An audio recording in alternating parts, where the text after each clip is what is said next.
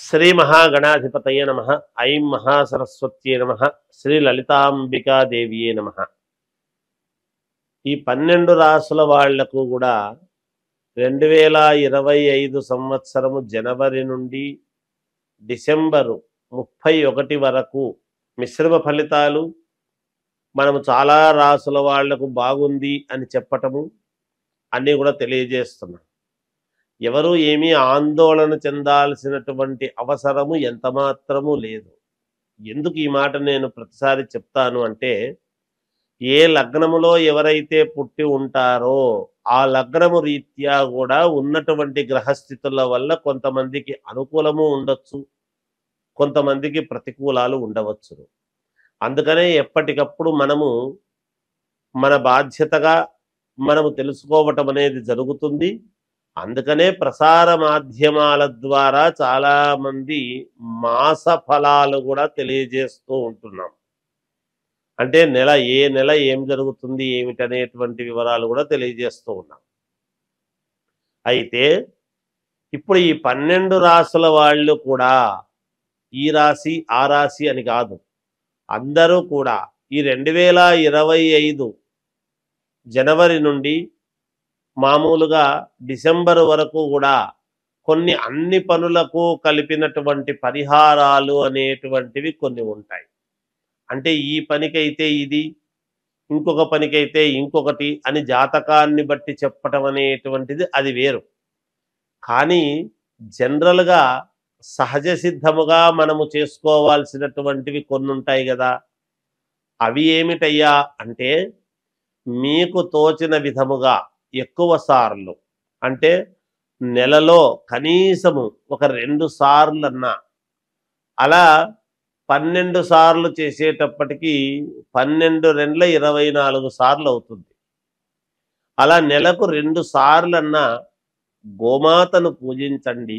ఆ గోమాతను పూజిస్తున్నప్పుడు కాస్త ఆకుకూరలు లాంటివి కానీ, ఏదైనా వాటికి కాస్త దాణా తీసివ్వడము కానీ, లేదా గడ్డి కొనివ్వటము కానీ, ఏదో ఒక మీకు తోచిన మాత్రముగా ఒక 50 రూపాయలది కావచ్చు, 100 రూపాయలది కావచ్చు, అలా గోమాతను ఎంత మనము పూజిస్తామో అంత మేలు జరుగుతుంది. కనీసము 2 సార్లు నెలకు, అంటే 15 రోజులకు ఒక్కసారి. దీన్ని ఒక సమయము అని పెట్టుకొని చెయ్యండి.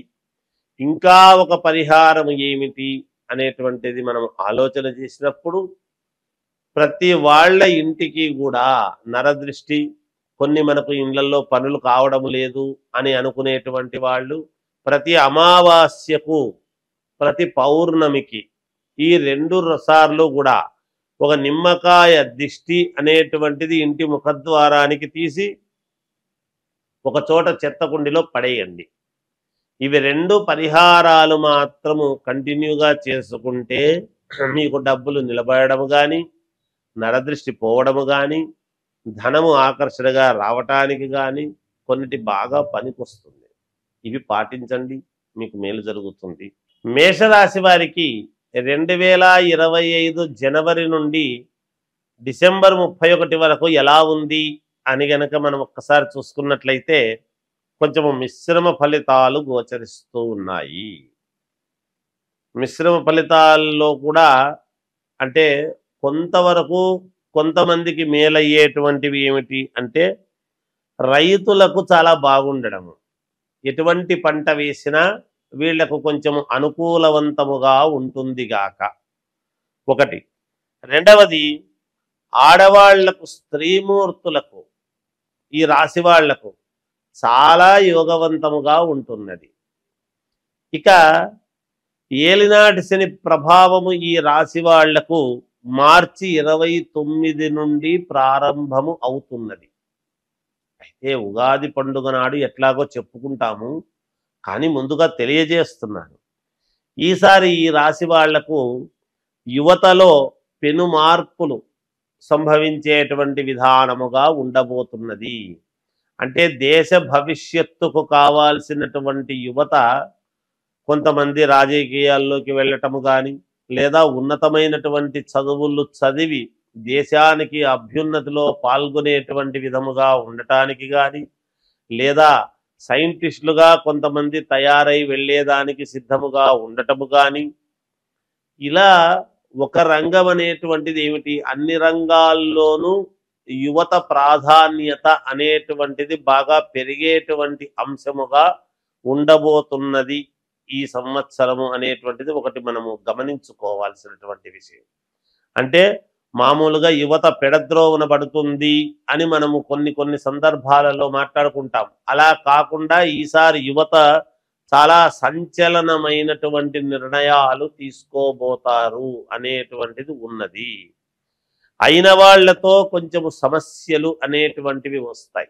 మనకు కావాల్సినటువంటి వాళ్ళతోనే కొన్ని సమస్యలు ఉంటాయి వీళ్ళకు, ఈ రాశి వాళ్లకు. వ్యాపారం చేసుకునేటువంటి వ్యాపారస్తులకు కొన్ని ఇబ్బందులు ఎదురైనప్పటికీ, ఒడిదుడుకులతో వ్యాపారము సాగుతున్నప్పటికీ వాటన్నిటినీ కూడా అధిగమించి లాభాలు తెచ్చుకునేటువంటి విధముగా ఈ రాశి వాళ్లకు ఉంటుంది.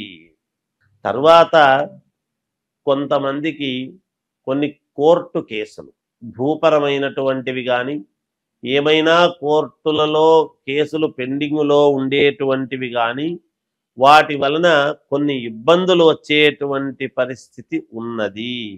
బాగా సమస్యలను ఎదుర్కోవాల్సినటువంటి అవసరము, ఆవశ్యకత ఏర్పడవచ్చును.